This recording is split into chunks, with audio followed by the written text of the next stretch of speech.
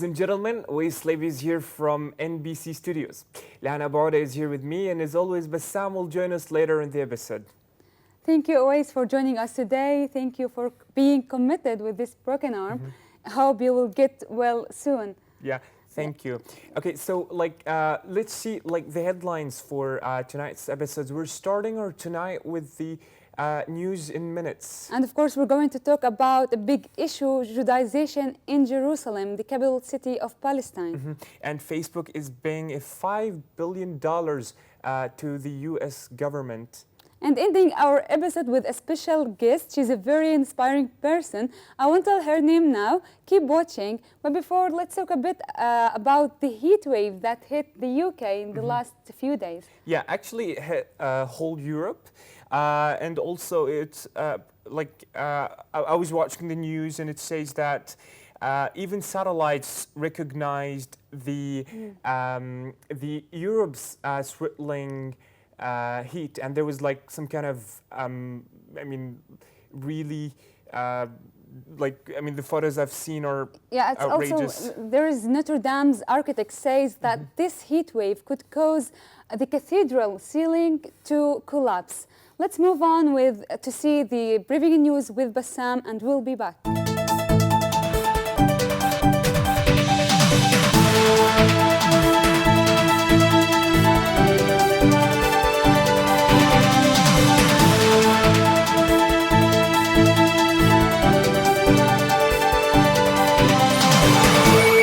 Thank you, Lana and Awais.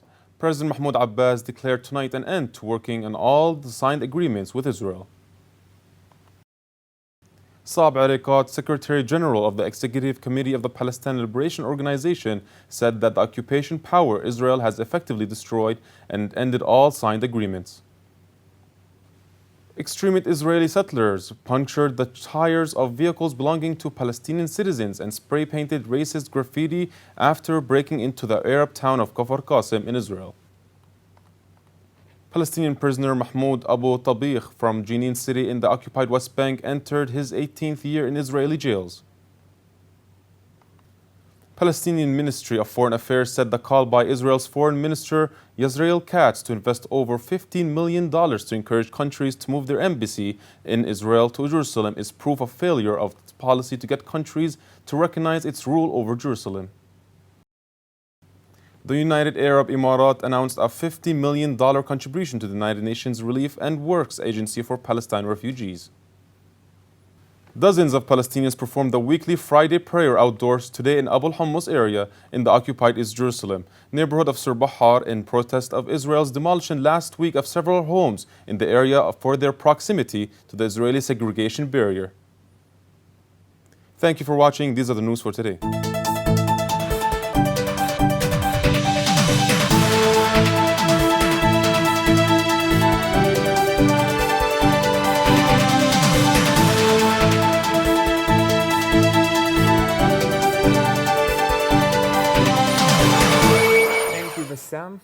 And we've locally witnessed a devastating week with outrage after the Israeli occupation forces demolished 10 buildings in Sur Bahar in Jerusalem.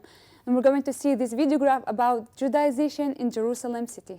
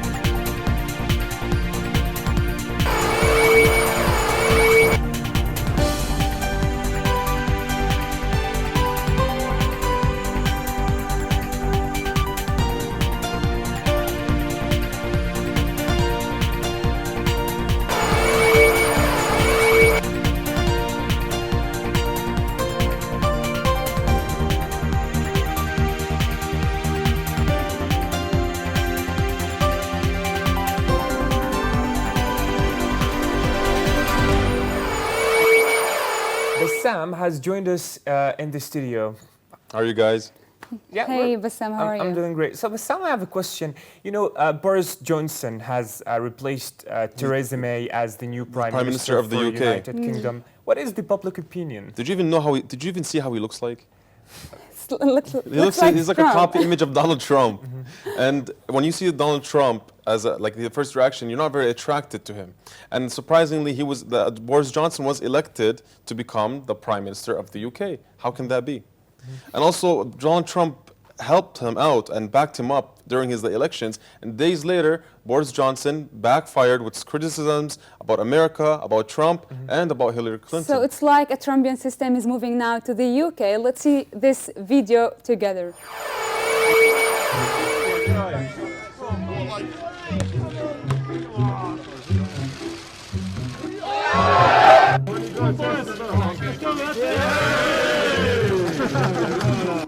Other nations, the French, looked at a dining table and saw an opportunity to have dinner. Okay, now sit down. Okay. 2 minutes, guys. Okay, right. This is going to be a tremendous success. Because the Assembly members have decided they have no Don't want to questions to scrutinise? put to you. Are you saying they're abdicating their duty Thank to scrutinise me? Are you saying they haven't the guts to put questions Move to the me? amendment.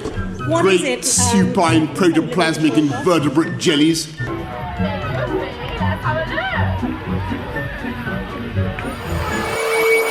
Hello and welcome again. Moving to talk about the National Palestinian Heritage Wear Day, and that's why I'm wearing this Palestinian heritage for today.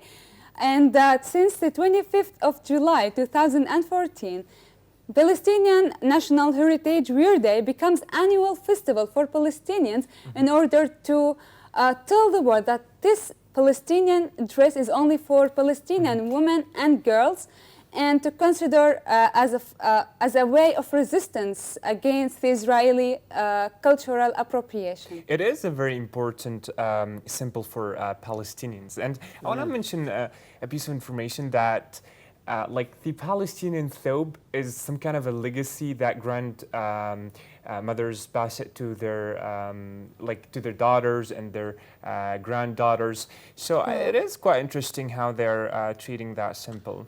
So this thing about the Palestinian culture has been going on for about 1 week now. And Rashida Tlaib, the first Palestinian congresswoman, was wearing a similar dress that our friend here, Lana, is wearing. Wow. And It is so beautiful. it just shows some nice, She's really a great nice resistance. person, by the way.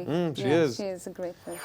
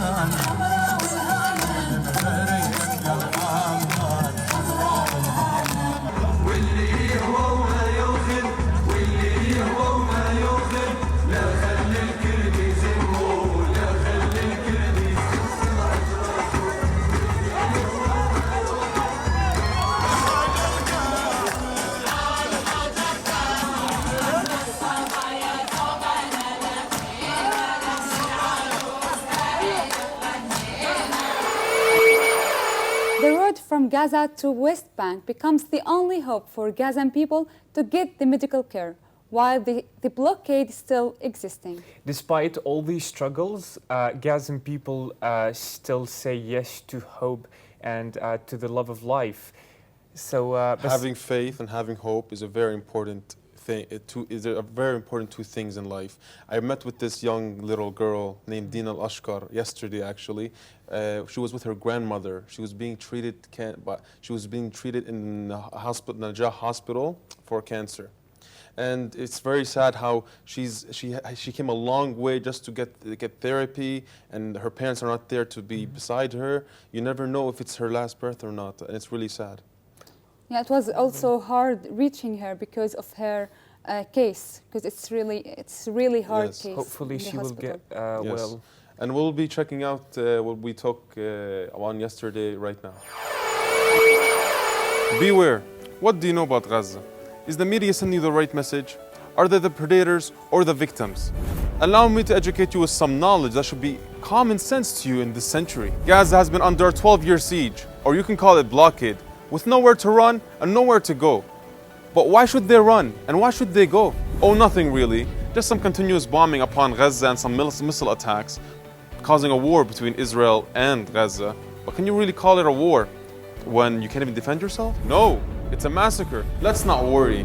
At least they have medical services, food supply and water, right? Wrong again. The economy is terrible. The food is limited due to the Israeli occupation. The water is contaminated from the sewage that the Israeli occupation releases upon the water supply within Gaza. So after all we just covered, let's ask ourselves, what about the medical services? But not to break it to you, there is none.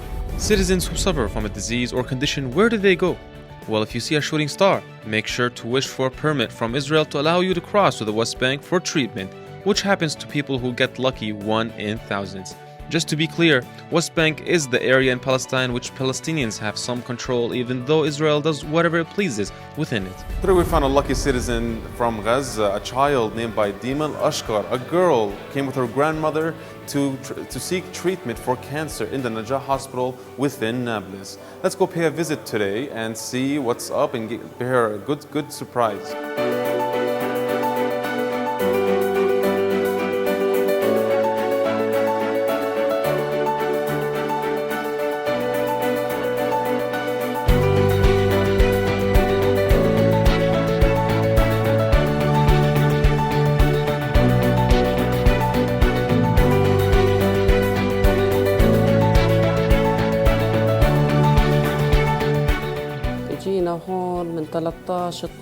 We have been here since the end of the last year.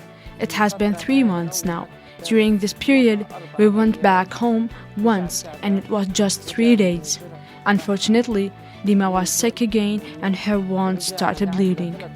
Dima is my granddaughter, and coming here is something really exhausting. We asked for an ambulance from Gaza to help us to reach our destination in West Bank, but it was refused. We asked for it because Dima cannot walk, and it is very difficult to bring her here to the hospital. I asked to be replaced with Dima's father or mother to come here to the hospital, but that was rejected by Israeli occupation forces. Her family cannot see her because their permits were all rejected, but we hope to go back for Eid. Because my husband is very sick, and he suffers from renal failure.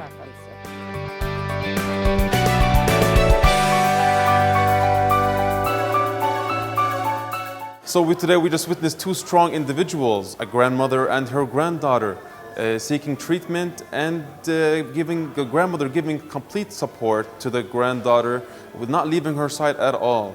Let's give our prayers and hopes to these two individuals. They get home safely and get back to their families safe and sound.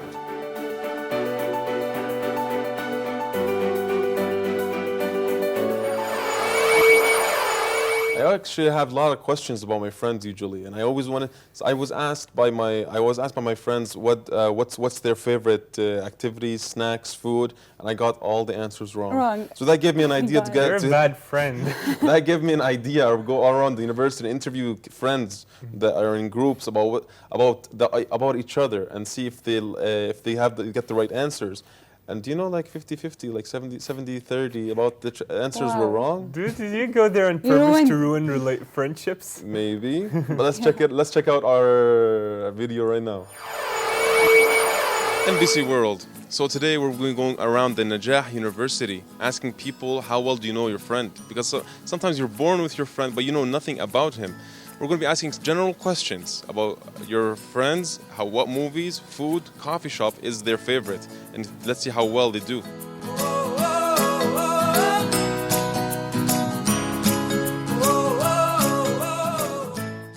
We're with Muad and Abdullah today. So how long have you guys been friends? 5 years. 5 years. So if I ask you some questions about your friendship, would you know?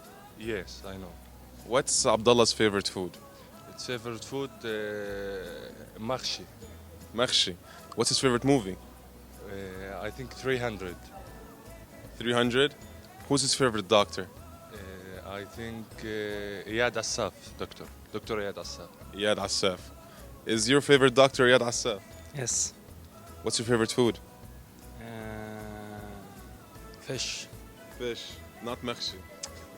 And what's your favorite movie? Wanted. Wanted. You got 1 out of 3 right. So thank you guys. You guys need to work on your friendship. What's his favorite movie? Titanic. Titanic. Who's his favorite doctor? Ayayad. Ayayub. Aya Ayub. What's his favorite food? شاورما ملوخية. Shawarma and mlokhiyya. What's your favorite food? شاورما عندي ملوخية. What's your favorite film? سبونج بوب. SpongeBob. How old are you? 20. Who's your favorite doctor? هيا أيوب. Aya Ayub. So you got 3 out of 4 correct. Awesome, awesome. Thank you guys. So Maisa and Athir, right? You're both sisters? Yes. What's your sister's favorite movie? The Hunger Games. The Hunger Games. And what's her favorite food? And who does she like better, your mom or your dad? Dad. Okay. Who do you like better, your mom or your dad? Of course, too. 2 of them. And what's your favorite movie? The Maze Runner. The Maze Runner. And what's your favorite food? Kabsa. Kebsi. Are you guys sure you're sisters? You got 3 wrong. You should know your sister better. So we're with Dana. Dania. Dana and Danya. How long have you guys known each other? Since we weren't Born? Okay, and what's her favorite food? she doesn't eat. Okay, and what's her favorite coffee shop? I don't know. You don't know. So okay, let's see her answers. What's your favorite food? Shawarma. And what's your favorite coffee shop? الطريق. At-Tari is a coffee shop. Okay, so you guys don't know each other even though you guys were born together. Dr. Rowa Sawalha Abulawi has been teaching at An-Najah University since the year 2000. She is also a co-founder of the Interior Department at the Faculty of Fine Arts at An-Najah University. She also worked in consultative companies. Please, everyone, welcome with us Dr. Rowa. Hi. How are you doing? Yeah, I'm fine, thank you. Thanks a lot for this nice introduction, and many thanks as well for MBC We're for very happy arranging to have this you meeting. And also my sincere thanks are extended to An-Najah National University, who provided me with a scholarship that covered 3 years of my PhD journey at one of the top 10 universities in the UK, which is Lancaster University. Oh, So you completed your PhD in interior architecture and interior design Yes. in Lancaster University, which is considered very unique in Palestine. Yes. Yes? Yeah. That's very good. Yeah, she's actually a unique person because all of her achievements, actually, she was the first one to do these things. Like, for example, she was the first person who, to take the 3 disciplinary certificates in architect in Palestine, right? Yes. Disciplinary. Yeah, you should Can you be tell us about those proud of disciplinary certificates? Yes, actually I have a bachelor degree in architecture, and I have a master degree in urban and regional planning, and I have my PhD is in interior design and interior architecture related to the public spaces of children's hospitals. Actually, some people, they are trying to separate between these discipline areas, but I can say to them, the discipline areas actually related to my certificates. They are closely connected with each other, and they hold me in teaching, researching, practicing, and leading. Nowadays, we know that the interdisciplinary and the multidisciplinary are very important because they can provide one with high motivations. They can help one to synthesize ideas and characteristics from different disciplines, and they can lead to greater creativity and critical thinking.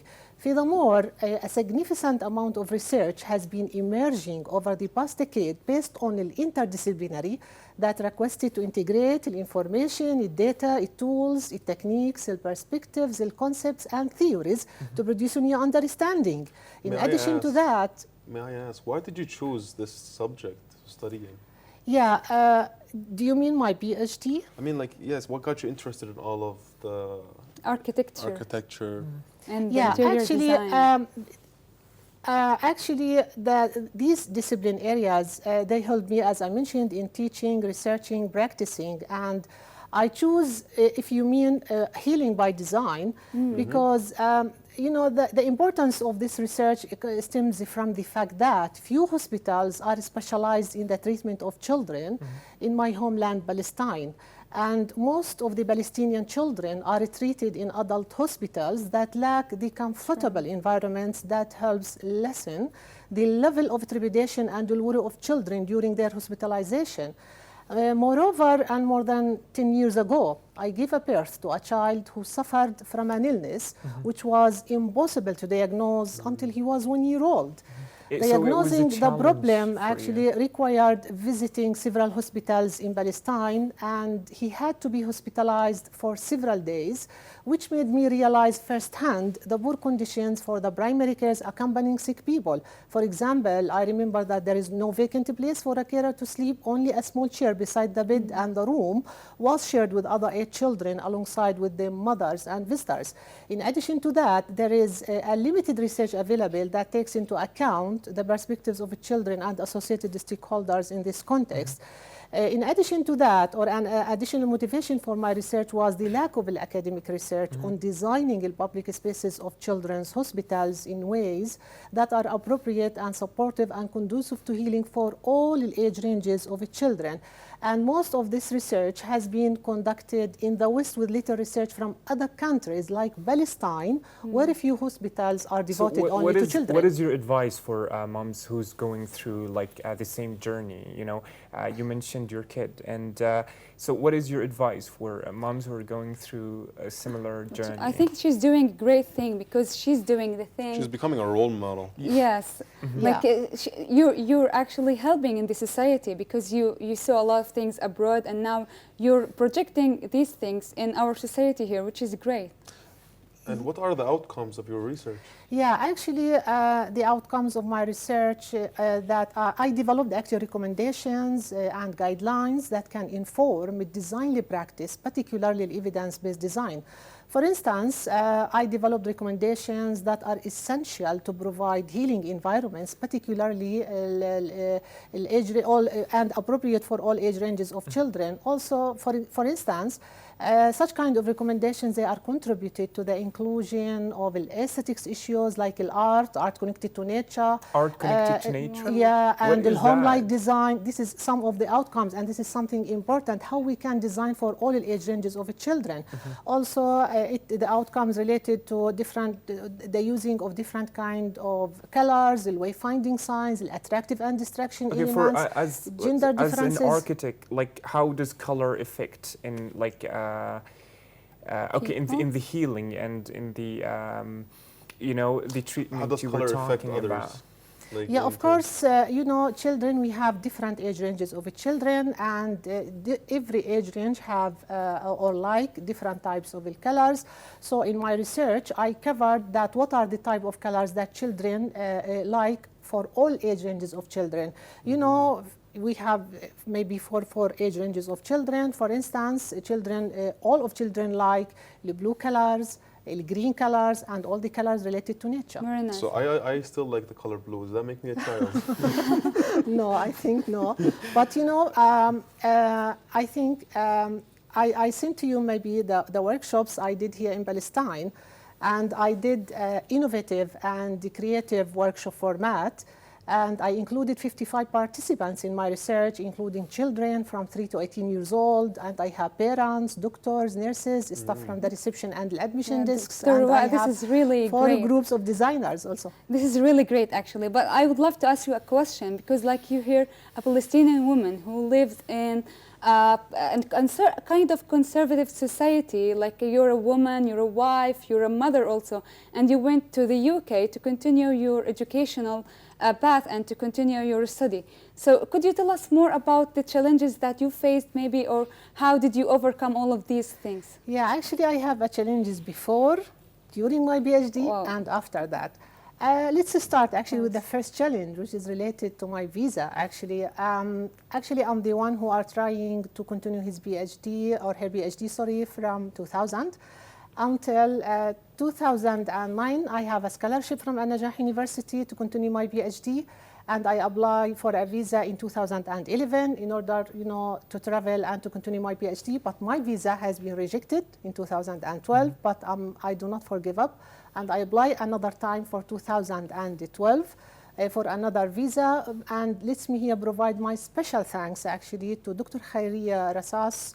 She supported me and she helped me in order not my visa to be rejected again, because the first rejection is related to financial support paper, which An-Najah University should provide it for me. As also I have another challenge in terms of the culture, as she mentioned, women, At the beginning, actually, to be honest with you, in 2011, I have a phone from my mother.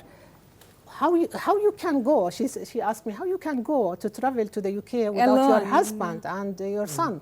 I told her it's okay. My husband is agree and he supported me. She told me it's not easy. I told her it's okay. Everything I managed that with my husband. However, in 2012, when she saw how much my husband supported me and encouraged actually me to travel to the UK and to do my PhD, she's agree about that. She's always blessing for me.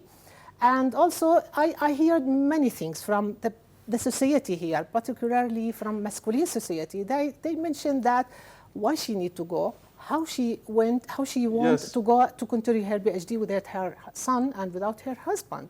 Yes, but change is hard. But briefly, what is your message to our fellow viewers today? And of course, especially for women here in Palestine and young girls. Briefly. I can say to them, life is full of challenges, but without working very hard and believing in yourself, success will not be achieved and history will not be created. Thank you so much. Well, there you have it, folks.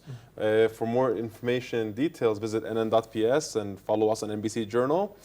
Thank you for watching.